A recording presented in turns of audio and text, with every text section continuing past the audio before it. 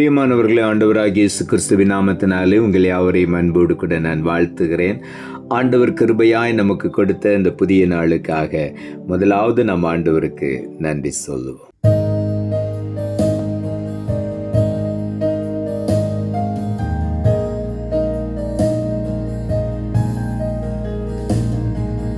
நிர்மூலமாகாததும் நிற்பதுமோ கிருபை, நிர்மூலமாகாததும் நிற்பதுமோ கிருபை.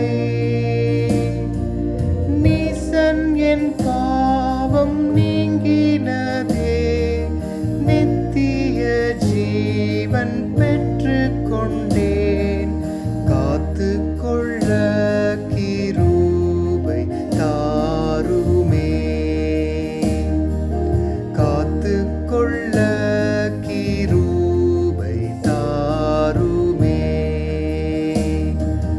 தம் கிருபை பெரிதல்லோ, எம் ஜீவனிலும் அதே. இம்மட்டும் காத்ததுவே, இன்னும் தேவை கிருபை தாருமே, இன்னும் தேவை கிருபை தாருமே.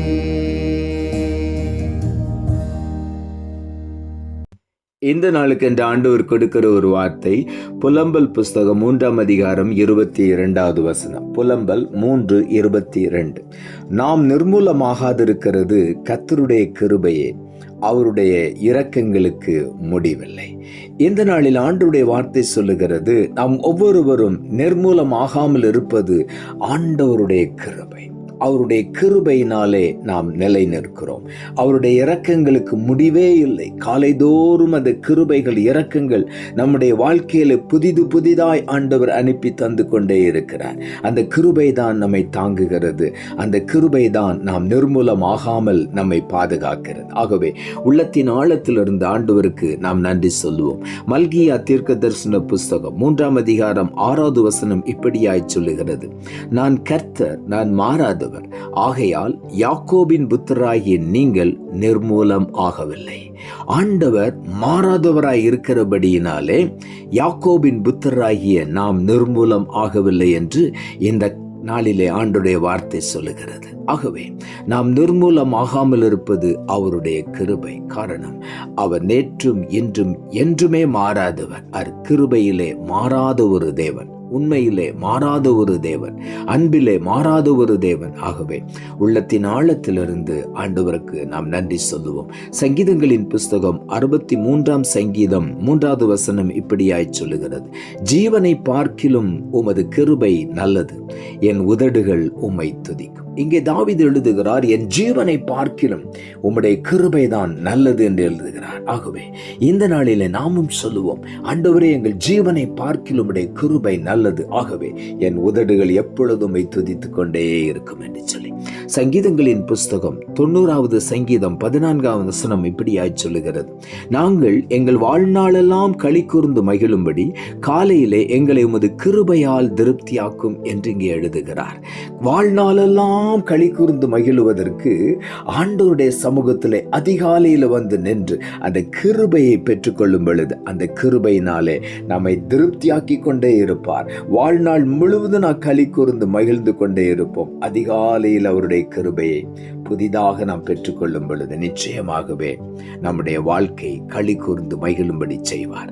சங்கீதங்களின் புஸ்தகம் 94வது சங்கீதம் 18வது வசனம் இப்படியாய் சொல்லுகிறது, என் கால் சறுக்குகிறது என்று நான் சொல்லும் பொழுது கர்த்தாவே உமது கிருபை என்னை தாங்குகிறது என்று சொல்லுகிறார்.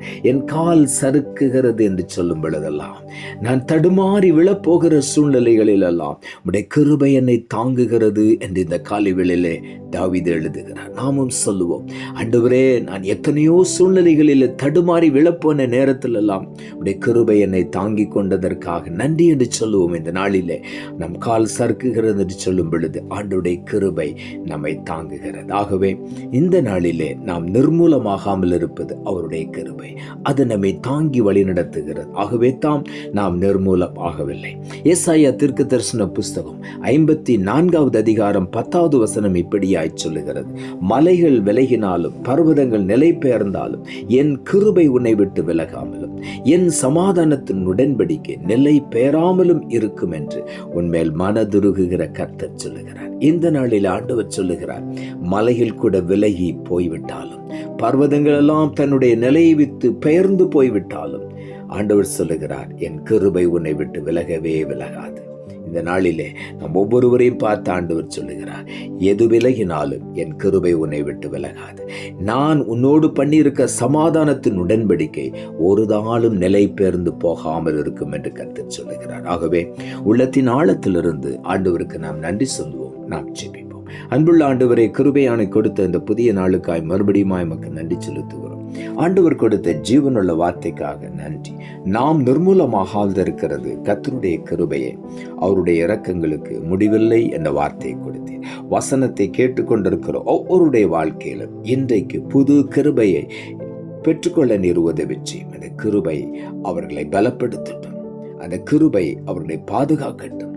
அந்த கிருபை ஒவ்வொருவரையும் வழி நடத்தும்படியாக நாங்கள் ஜெபிக்கிறோம். ஆண்டவரே, அந்த கிருபை நாங்கள் நிர்மூலமாகாமல் எங்களை பாதுகாத்து இரக்கங்களினால் எங்களை முடிசூட்டி ஒவ்வொரு நாளும் எங்களை திருப்தியாக்குகிறபடியினால் உமக்கு நன்றி தாழ்த்துகிறோம்.